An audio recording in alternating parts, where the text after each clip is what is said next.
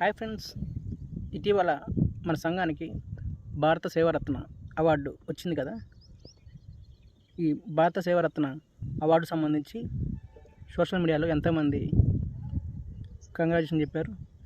ఈ వీడియో రూపంలో వాళ్ళందరికీ థ్యాంక్స్ చెప్తున్నాను. ఇంకా విషయంలోకి వెళ్తే, ఈరోజు కూడా ఒక వండర్ఫుల్ ఈవెంట్తో మీ ముందుకు వచ్చాము.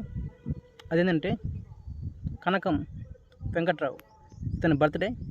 దీనికి సంబంధించి వాళ్ళ సతీమణి కనకం కుమారి గారు భోజన వసతి కల్పించమని మాకు అప్రోచ్ అవ్వడం జరిగింది.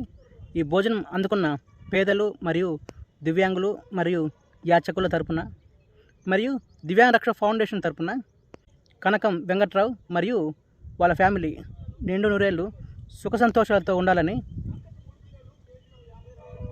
కోరుకుంటున్నాను.